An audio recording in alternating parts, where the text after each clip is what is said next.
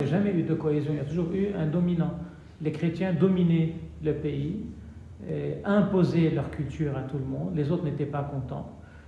C'était la Suisse de l'Orient, c'était extrêmement riche, mais il y avait des gens qui ont préféré brûler le Liban parce qu'ils n'exprimaient pas leur identité. Et donc il y a une culture qui n'est plus la nôtre.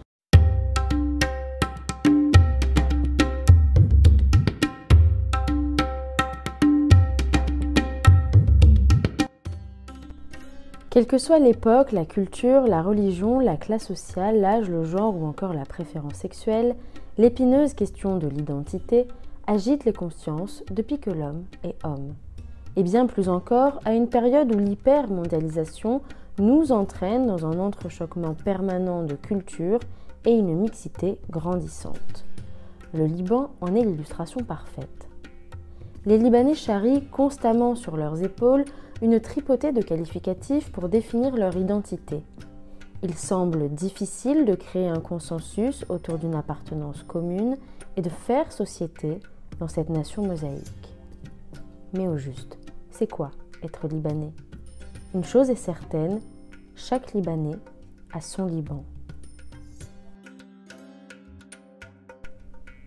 Yaane, saison 2, aux confins des identités. Une nouvelle série de podcasts réalisée par Sarah Younan et produite par l'Agenda culturel. Épisode 2, dis-moi comment tu parles, je te dirai qui tu es. Amine Julie Skandar, architecte de profession et défenseur de la langue syriaque, se bat depuis plus d'une décennie pour réhabiliter l'histoire et la culture millénaire du peuple libanais, selon lui menacé de disparition. 1908, un ardent propagandiste jeune turc vint visiter la Syrie. Il ne peut qu'exhaler ses déceptions et son dépit dans de longues lettres publiées par le Tanin, un organe du parti ottoman. Et il dit « Quelle étrange ville ottomane, Beyrouth. Les plus beaux édifices, les plus importantes institutions, les parcs les plus somptueux, les universités, les écoles, les hôpitaux, tout ce qui intéresse la vie sociale, tout ce qui attire le regard est étranger à l'Orient. L'esprit étranger s'est approprié ce pays qui paraît avoir oublié les liens qui le rattachent à nous. Le mot Liban a fait Beyrouth, et Beyrouth a fait le mot Liban. C'est-à-dire que, et d'ailleurs le projet de créer le Liban à l'origine était un projet juste de rattacher Beyrouth au Liban, et c'est tout. Il ne s'agissait pas de rajouter ni le Hakka sunnite, ni les partis musulmans de la Beka, ni le sud chiite. Il s'agissait simplement de rajouter Beyrouth au Liban. Beyrouth était cette cité occidentale qui a été extrêmement christianisée à cause du génocide des massacres de 1860. 1860, il y a eu ces massacres organisés par les Ottomans dans le Chouf. Beaucoup de chrétiens ont fui vers Beyrouth, et surtout, il y a eu le massacre de Damas, et là les chrétiens de Damas aussi sont venus vers Beyrouth, et donc il y a eu une explosion démographique chrétienne à Beyrouth, en même temps qui coïncidait avec l'ouverture de toutes les universités, donc ça devenait une cité mondiale, puisqu'il y a des universités, des facultés de médecine, enfin, c'est quelque chose de fabuleux, des grandes bibliothèques, avec en plus le fameux Abdelhamid II, sultan ottoman, qui ouvre les postes et télégraphes, le tramway, le train. Donc c'était une cité extraordinaire et extrêmement christianisée par la population chrétienne et occidentalisée par le sultan ottoman. Et donc Beyrouth était devenu le port, donc la porte du mont Liban sur l'Occident. Et inversement, alors il y avait toute la soie des montagnes du Liban qui descendait au port de Beyrouth et qui partait vers Marseille, Lyon, etc. et qui revenait de Marseille et Lyon avec les livres, les nouvelles technologies. Donc il y a cette histoire, cette complémentarité entre Beyrouth et le mont Liban. Voilà pourquoi il y a cette identité extrêmement unique, cette église maronite qui est rattachée à Rome. La présence des missionnaires occidentaux depuis déjà le XVIe siècle en force au Liban, la création évidemment du collège maronite de Rome en 1584, c'est-à-dire depuis 1584, les maronites partent à Rome pour être formés et pour revenir au Liban et ouvrir des écoles. Donc, ce n'est pas une influence comme on s'imagine, c'est carrément à la base même de notre identité, de notre existence. Si on arrête ce lien, on va disparaître. Et d'ailleurs, depuis qu'on a travaillé à remplacer ce lien par celui de l'arabité, nous sommes en voie de disparition. Alors aujourd'hui, évidemment, il y a des cris qui s'élèvent pour renforcer l'arabité face à l'Iran. Et ces gens-là n'ont pas compris que l'Iran n'est que l'arabité poussée à l'extrême, au fait. Ils disent nous devons affronter les Perses, al-Furs. Mais non, c'est pas vrai, ce n'est pas la Perse qui nous attaque, c'est l'Iran. La Perse, elle a la même culture que nous, la Perse. Je me souviens de la visite du Shah d'Iran qui était venu à l'époque de Camille Chamoun dans les Cèdres et qui ont parlé des liens entre le Liban et la Perse, de cette culture extraordinaire et plusieurs fois millénaire, des valeurs qu'on partage. Donc, notre problème n'est pas avec la Perse comme le prétendent certains arabistes aujourd'hui. Notre problème est avec l'Iran qui est complètement épris d'un islamisme arabiste, finalement, puisque leur projet c'est la libération de la Palestine, en passant par le Liban évidemment comme d'habitude. Donc on s'est désisté de quelque chose que certains imaginent être une influence étrangère, qui en réalité est une constituante essentielle non seulement de notre identité, mais de notre existence même.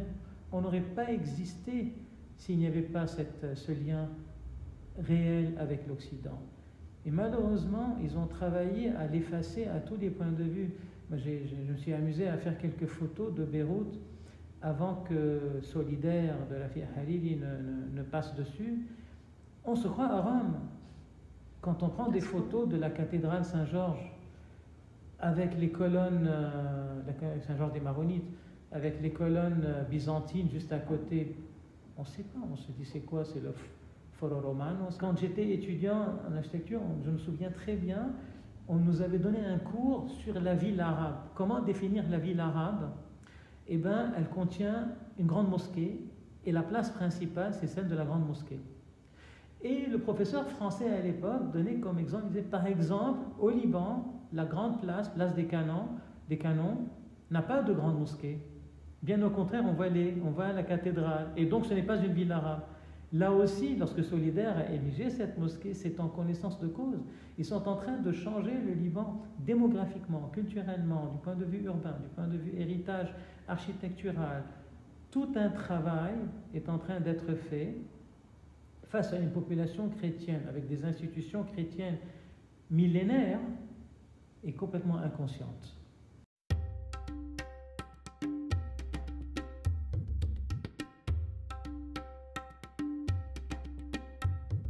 C'est la différence de religion qui a permis de conserver les langues anciennes.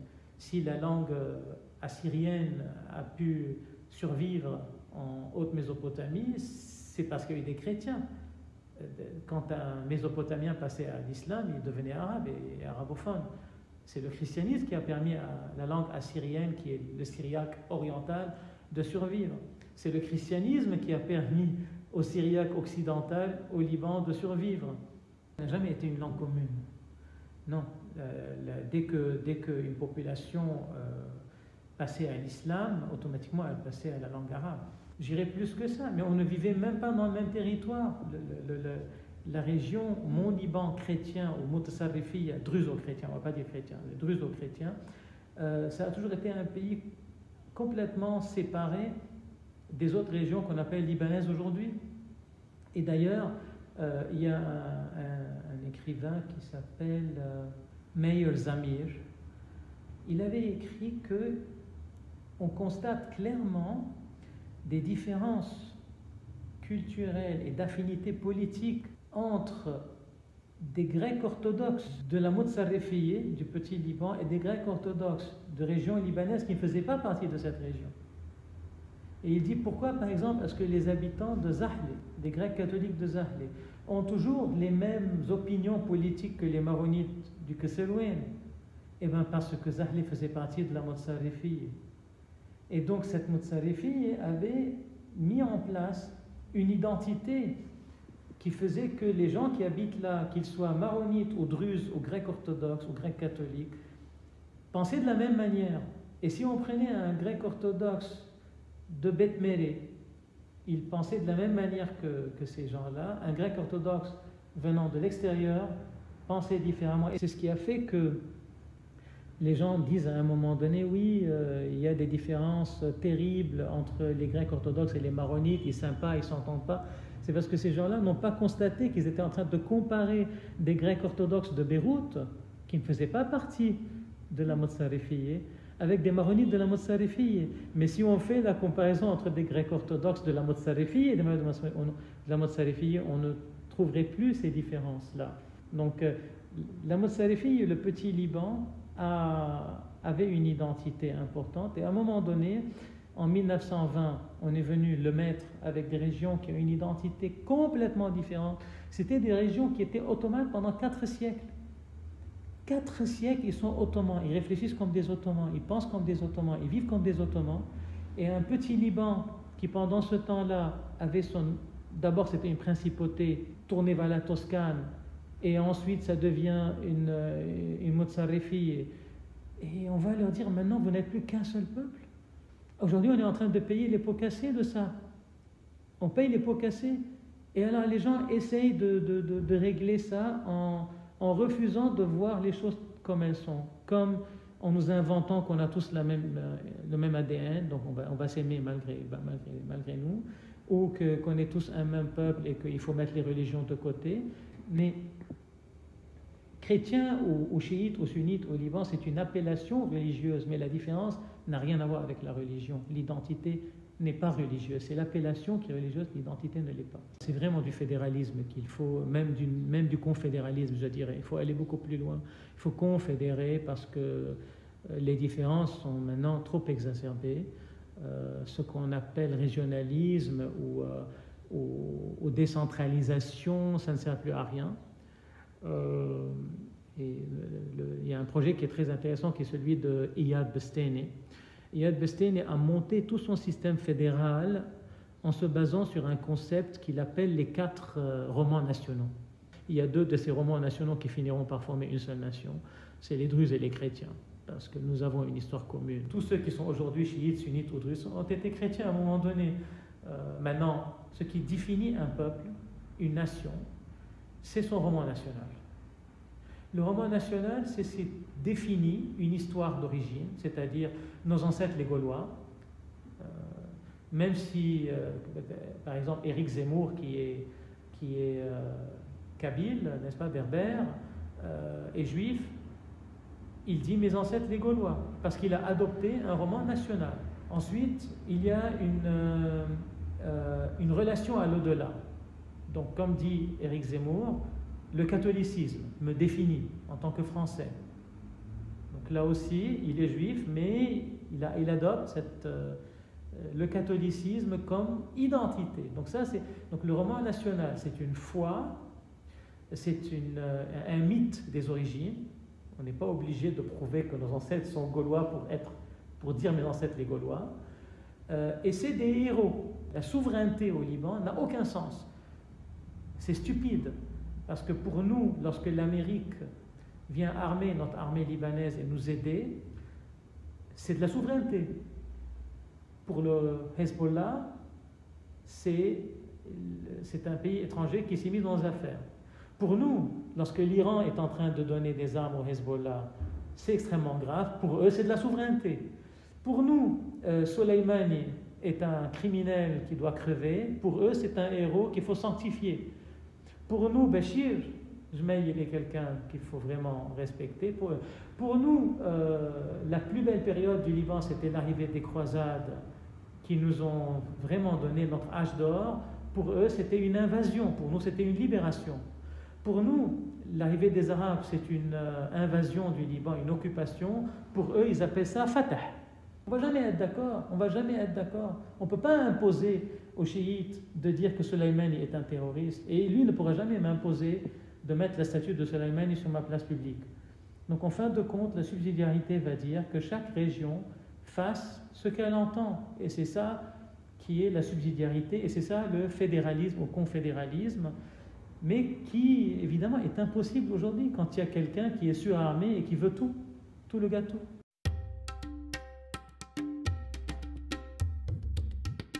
Je reconnais qu'il n'y a pas une seule dimension, parce qu'on est en train de parler du Grand Liban, évidemment. Si je parlais du Petit Liban, il y a une dimension, mais là, c'est du Grand Liban. Et là, j'ai décidé de commencer mes recherches, et je tombe sur le Codex de Raboula. C'est un livre syriaque maronite. Syriaque maronite, qui montre les trois arcades, avec exactement les mêmes proportions des colonnes libanaises, même proportions des chapiteaux, tout est pareil. Il date de l'an 586, 6e siècle. Ce qui s'est passé, c'est que d'abord je cherchais, ne sachant pas où chercher, je ne savais rien. Et en lisant un livre un jour, écrit par Walid Fares, et il dit le Liban avait une langue qui s'appelait le syriaque, et les chrétiens du Liban parlaient le syriaque. J'ai dit, c'est quoi ça, un syriaque? Mais qu'est-ce que c'est? Je commence à fouiller. Ah, c'est la langue qu'on utilise à l'église. Ah, je commence à fouiller encore. Donc petit à petit, je commençais à me former des idées, et après, j'ai commencé à fouiller en architecture. Voilà, d'abord c'était le livre de Walid Fares, et pour arriver petit à petit à trouver ça. Et ensuite, j'ai trouvé des explications d'un historien, patriarche maronite, Stéphanos Douaihi, qui parle des trois arcades, qui dit ce qu'elles signifient pour nous les maronites, sans elles ont. Ensuite, je tombe sur l'hymne syriaque de Sainte Sophie d'Édesse, qui explique la même chose. Donc le patriarche maronite l'a dit au XVIIe siècle. Mais au 7e siècle, l'hymne syriaque avait dit la même chose, donc ça veut dire que c'est vraiment constant. Ensuite, je tombe sur un Allemand qui travaille de nouveau et qui répète les mêmes choses, le même sens des trois arcades, et qui va même jusqu'à rajouter le sens de la décoration qui est dessus, qui est toujours la fleur de lys. Et il explique c'est quoi la fleur de lys. Alors il dit que c'est le lilium. Alors il dit là aussi, il dit pour tous les gens, ce tapis sur lequel il y a trois arcades, c'est ottoman, c'est un tapis de prière musulman, c'est clair, mais on va passer maintenant aux explications sérieuses. Et il trouve enfin une inscription arménienne. Il dit, je trouve une inscription en lettres arméniennes dédicacée à Sainte Hérypsimée. Donc c'est la preuve de l'origine chrétienne du tapis. Ce n'est pas un tapis de prière musulman. Ces trois arcades ne symbolisent pas la mosquée. Et donc il revient aux explications des autres sur le fait que c'est l'entrée vers l'Église, que c'est l'arc de triomphe de la Sainte Trinité, le Père, le Fils, le Saint-Esprit, etc., etc. Et il trouve la fleur de lys. Et il dit, tout le monde a décidé que c'est une tulipe parce que c'était le symbole des Ottomans. Il s'agit très clairement de lys, de l'espèce Lilium candidum, le lys blanc, une plante cultivée déjà dans l'Antiquité et d'origine libanaise, symbole de la grâce divine. Elle représente ici la grâce de Dieu au jugement dernier. Et il commence à aller très très très loin dans l'explication, le sens des choses dans les trois arcades. Et là, on est remonté très très loin, on est remonté au 6e siècle dans la tradition syriaque. Mais ça réapparaît justement, pourquoi à l'époque de Fakhreddin? Pas parce qu'il a copié un truc en Italie, mais parce qu'à l'époque de Fakhreddin, en l'an 1584, l'église maronite a créé son université à Rome, le collège maronite de Rome, que les Libanais comme le grand Assemani se rendaient là-bas pour étudier, et ils ont pris le codex rabulensis, et ils l'ont étudié, et ils ont redessiné ces dessins. Et c'est comme ça que c'est revenu à la lumière du jour, et c'est comme ça que la chose est revenue petit à petit dans notre architecture. Donc, nous autres Libanais, on a eu une histoire fabuleuse, qui est d'une beauté et d'une richesse comme celle de la France romane et gothique, comme celle de l'Italie. Mais nous, on fait tout pour cacher ça, pour écraser ça, pour dire c'est pas vrai. Donc on va essayer de faire semblant qu'on n'a jamais eu de langue, qu'on n'a jamais eu de culture, qu'on n'a jamais rien eu, qu'on est tous venus en même temps au Liban au 7e siècle, comme le dit monsieur le très gentil Kamal Salibi. Et voilà, et tout le monde s'aime, tout le monde il est beau, tout le monde il est content. Et ça a donné l'effondrement total du Liban qui va peut-être disparaître. Parce qu'on ne construit pas un pays sur rien, sur le néant, comme on a fait. Et donc mon but était de faire exactement comme les autres nations ont fait. C'est-à-dire effondrement de l'Empire ottoman, dès que l'Empire commence à s'effondrer vers la fin du 19e siècle, les gens sentent que l'homme malade, l'Empire ottoman on l'appelait l'homme malade, sentent qu'il est malade, et c'est là qu'ils commencent à s'organiser pour mettre en place tout ce qu'il faut pour un jour ériger une nation. Et qu'est-ce qu'ils ont fait? Ils ont regardé leur langue en premier, et leur langue était moribonde. C'est-à-dire qu'après 4 siècles où on est dominé par les Ottomans, on n'avait plus à enseigner notre langue. Ces langues étaient ou mortes ou elles n'étaient pas à jour. Il y avait beaucoup de termes qui ne pouvaient plus exprimer des nouvelles techniques, des nouvelles réalités. Et donc ils ont décidé de créer ces termes pour moderniser ces langues. Et c'est comme ça, c'est la raison pour laquelle on parle de grec et de grec moderne, d'arménien et d'arménien moderne. Il n'y a pas de français moderne, mais il y a ça pour ces peuples qui étaient mourants dans l'Empire ottoman. Donc serbe moderne, hébreu moderne, grec moderne, arménien moderne. Mais nous, on a fait ce volte-face terrible entre 1920 et 1943. Et il y a eu une réaction, évidemment. En 1943, il y a eu une réaction du patriarche maronite en 1946, 3 ans après. Le patriarche maronite fait une lettre dont j'ai une photo, dans laquelle il dit « La langue nationale du Liban doit être le syriaque ». Et il a excommunié, ce même patriarche a excommunié le premier président de la République, Bachar al-Khouri, pour avoir inscrit le Liban dans la Ligue des pays arabes. Il a dit « C'est pas notre identité, qu'est-ce qu'on fait dans la Ligue des pays arabes ?» Je refuse cela, il va l'excommunier. Le président de la République, Bachar al-Khouri, envoie une délégation à Rome. Ils vont se plaindre contre le patriarche et Rome isole le patriarche. Et ce jour-là, le Liban est mort. La notion de l'époque, c'était que nous sommes là pour prêcher le monde arabe. Et que donc, si on s'isole dans une autre langue, je n'ai jamais vu un peuple qui, lorsqu'il préserve sa langue, ça s'appelle s'isoler. Bon, pour eux, c'était s'isoler. Si on s'isole par rapport à notre environnement arabe, on ne pourra plus prêcher. Et donc ensuite, cette notion a disparu et aujourd'hui, il y a une nouvelle notion que le Vatican a inventée qui s'appelle le message, le Liban message. Les chrétiens du Liban doivent effacer leur culture, on doit envoyer à l'émigration tous nos enfants, on doit perdre tout pour être un message. Donc le truc, ce que le Vatican ne comprend pas, c'est qu'aucun peuple dans l'histoire n'a jamais vécu dans un message. Tous les peuples ont vécu dans des terres et dans des nations et dans des pays. On ne vit pas dans un message. Et c'est pour ça que le dernier de nos enfants est parti. Parce qu'on est en train d'ériger un message et pas un pays. Les plus grands chrétiens arabistes sont Michel Aflaq, qui a été tellement convaincu par son arabisation qu'il est devenu musulman. Il est passé à l'islam. Fares Chidier, Chidier ça veut dire diacre, c'est un chrétien. Donc il est maronite. Fares Chidier est maronite. Il est tellement convaincu par son arabité qui faisait un clash avec sa culture maronite syriaque qu'il a quitté le maronitisme et est devenu protestant. Comme Kamal Salibi. Le protestantisme, c'est un moyen pour eux de se détacher de cette culture syriaque, de ses origines. Donc Fares Chidier passe de maronite à protestant pour pouvoir s'arabiser. Mais il s'est tellement arabisé que le protestantisme ne lui a plus suffi. Et il est passé à l'islam. Et son nom aujourd'hui est Ahmad Fares al-Chidia. Donc, l'arabisation islamiste le chrétien, c'est pas vrai qu'elle christianise le musulman. Et nous, dans notre école de syriaque que nous avons, aujourd'hui, les 2 meilleurs professeurs que nous avons sont des musulmans qui sont venus chez nous pour apprendre le syriaque. Et aujourd'hui, tous les 2 sont convertis au christianisme et ils enseignent chez nous.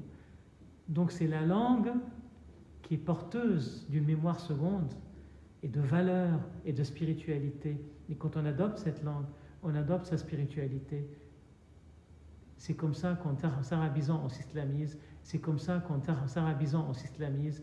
Et qu'en passant au syriaque, on se christianise.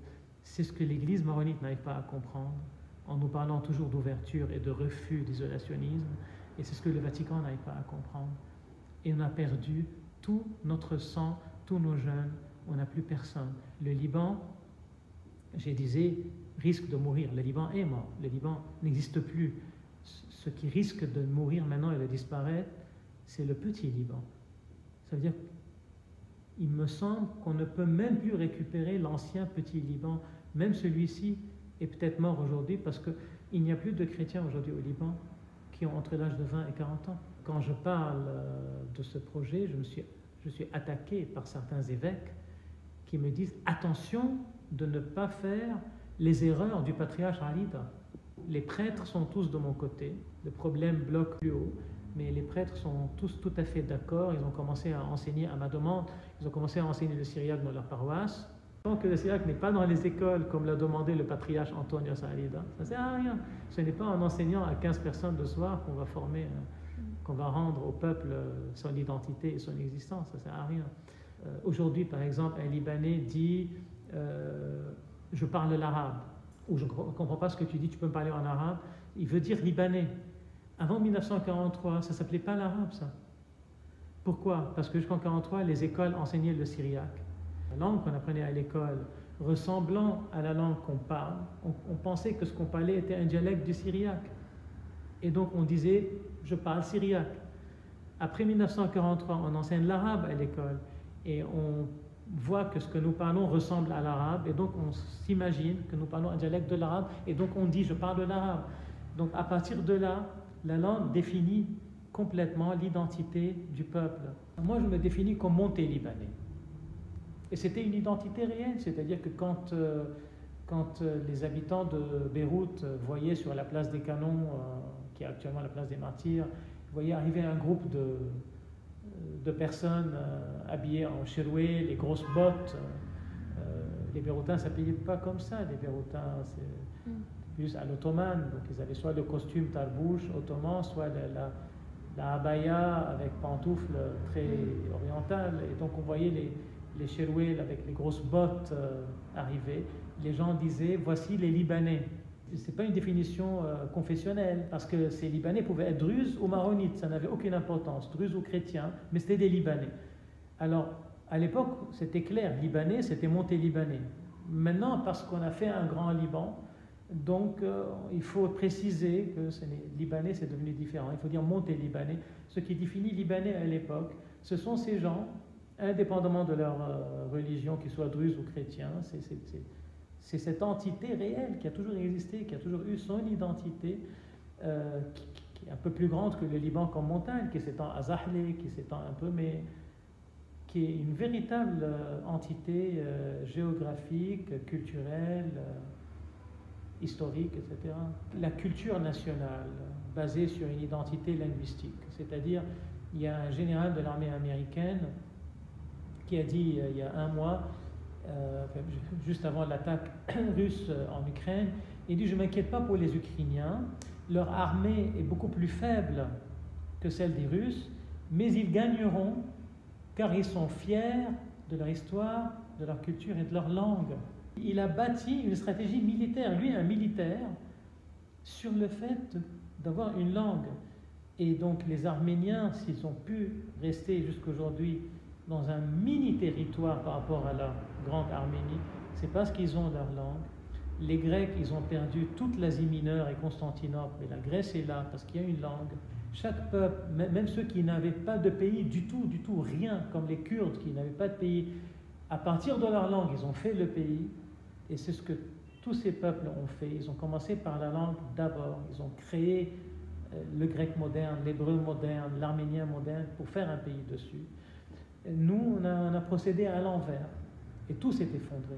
On avait le pays le plus moderne de la région, le meilleur aéroport de tout le Moyen-Orient, on n'en a plus. Le meilleur port de toute la Méditerranée orientale, on n'en a plus. Les meilleures universités, elles n'existent plus par rapport aux nouvelles universités maintenant du Golfe. Les musées, on n'en a presque plus. On n'a plus rien. Un peuple qui abandonne sa langue peut ensuite raser tout son patrimoine architectural, urbain, naturel, tout. On a de plus de valeur pour rien. J'ai cette phrase qui est sur que je mets toujours en cover dans mon Facebook et partout. C'est Rémi de Gourmont. Il dit « Lorsqu'un peuple n'ose plus défendre sa langue, il est mûr pour l'esclavage. »